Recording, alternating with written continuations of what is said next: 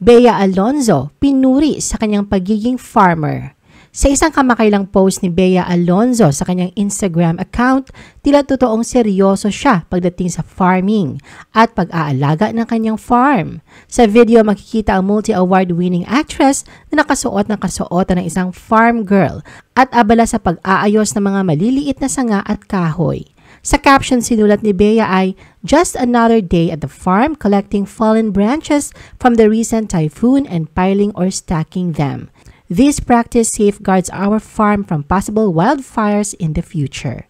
Ang premyadong aktres ay nagpahayag din na ang pagsasama-sama ng mga maliliit na sanga at kahoy ay maaaring mag-inspire na lumikha ng kapaki-pakinabang na mga bagay, tulad ng paggawa ng mga fence section sa farm. Minsan, maaari rin itong gamitin para sa pagbuo ng bahay kubo. Pwede rin itong gamitin bilang panggatong sa pagluluto, dagdag ni Bea. Sa pagtatapos ng kanyang post, idinagdag ni Bea ang mga hashtags na pagsasaka at Bea ang magsasaka. Meanwhile, marami ang humanga, hindi lamang sa ganda ni Bea, kundi sa kanyang kasipagan din. Narito ang ilan sa mga komento. "Ganda naman ng farm girl Barbie Bea. Ikaw na talaga idol Queen Bea Alonzo, maganda na, mapagmahal, mabait, masipag pa." At "Nag-aayos din naman ako ng mga panggatong pero bakit hindi ako ganyan kaganda? Mukha akong haragan." Ayon kay Bea, ang kanyang ina ang dapat pasalamatan sa pag-impluwensya sa kanya na mag-umpisa sa pagsasaka.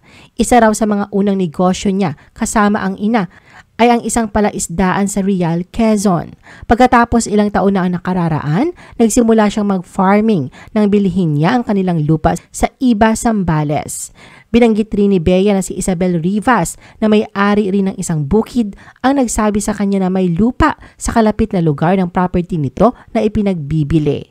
Noong 2011, iniisip niya ito bilang isang pangmatagalang investment. Pero nang simula na nila ang pagpapaganda ng lupa, nang makilala raw ni Bea ang mga magsasaka na tumulong sa kanila sa pagtatanim at pagtatayo ng buong bukid, na in love din siya sa farming. Naging mas interesado pa siya nang makita niyang lumalaki na ang kanilang mga puno at nang magsimulang mag-ani mula dito. Ang lupang iyon ay naging Beati Firma na nangangahulugang Blessed Farm mula sa Latin. Ang 16 ektaryang bukid ay mayroong mga puno ng mangga at iba pang mga prutas.